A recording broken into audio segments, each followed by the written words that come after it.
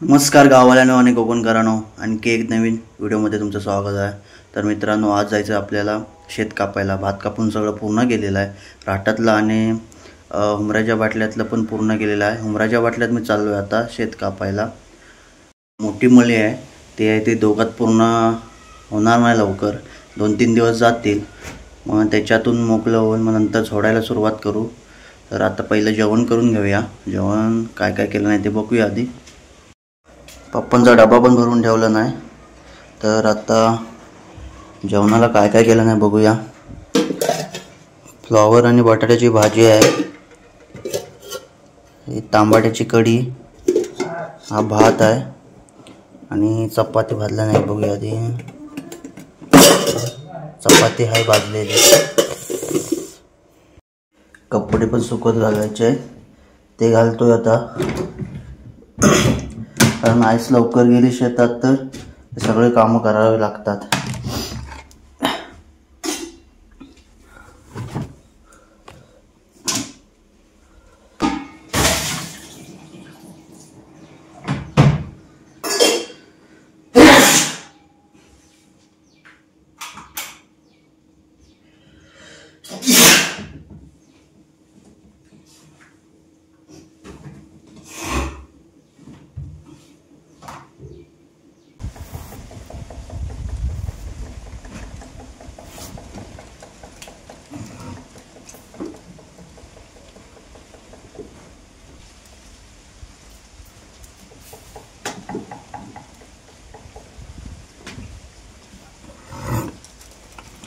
तर मंडळींनो, पप्पांचा आहे डबा घेऊन चाललोय आणि तोरणं आणि हा कंदील पण काढायचा आहे।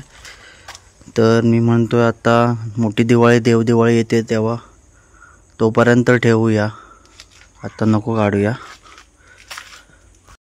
1 महिना झाला या शेतात राबतोय, कारण पाऊस माहीत आहे किती त्रास दिला पावसानं।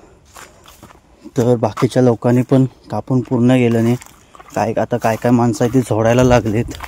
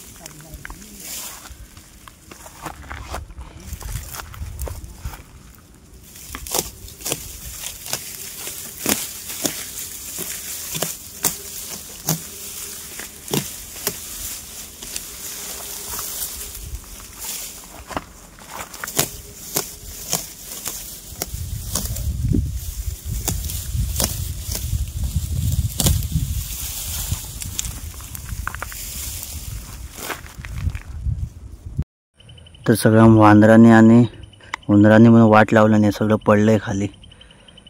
भरपूर वेळ लागणार आहे कापायला आणि ह्याची खाज लागत नाही अंगाला, भाताची आहे ती खाज लागते अंगाला।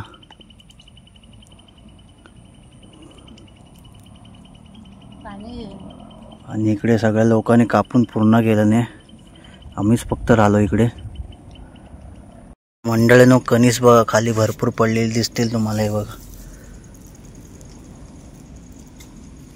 वरती काय दिसतच नाही, बघा भरपूर खाली पडून नुकसान झालंय। जमवायला भरपूर वेळ लागणार आहे त्याला, आणि सगळं हे झोपलंय पुढे बघा, कापायला त्रास होतोय भरपूर।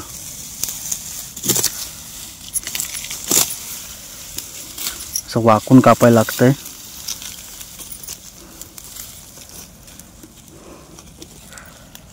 अशी कवली करून ठेवतात, पेंड्या बांधल्या जात नाही, डायरेक्ट कवली करून रस्सीवर बांधून डायरेक्ट खालावर घेऊन जातात।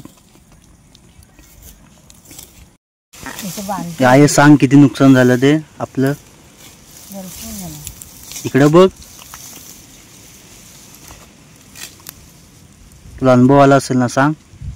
भात त्यात भरपूर आपलं फक्त की सगळ्यांचं झालंय. यंदा नाचण्याच्या भाकऱ्या कमी खायला भेटतील.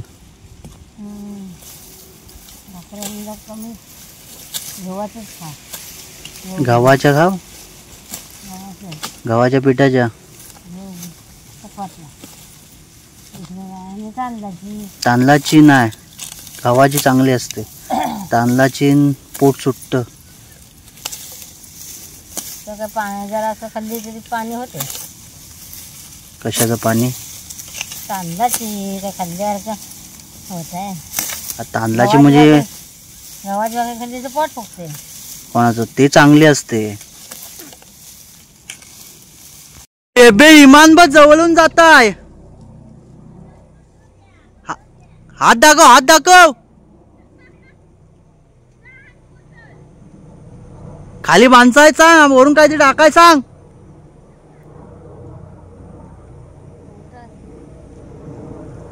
विमान नाही, इमान. जुनी माणसं म्हणायची इमान, म्हणायचं इमान. हे समोर तुम्हाला काडीचं मुद दिसत आहेत ना, म्हणजे शेताचं. जर हाता बिताला लागलं ना किंवा पायाला, हाडच खोड जाते. डोळ्यातून तुमच्या टिप्पा येणारच. कडक पण असतात ते, हातान दाबलं जात नाही बघा. चप्पल मधून घुसून चप्पल फाडून पायाला लागतात. तिकडचा अर्धा भाग आहे तो कापून पूर्ण केलेला आहे. आई आहे ती आता कवली घेऊन सुकत घालायला जाते खालच्या मलीत. आणि हा इकडं दिसतोय तो अर्धा भाग कापून पूर्ण करतो. अर्धा भागच सुरुवात करतो कापायला, तो बरं पडेल. अर्धा भाग आहे तो उद्या कापता येईल.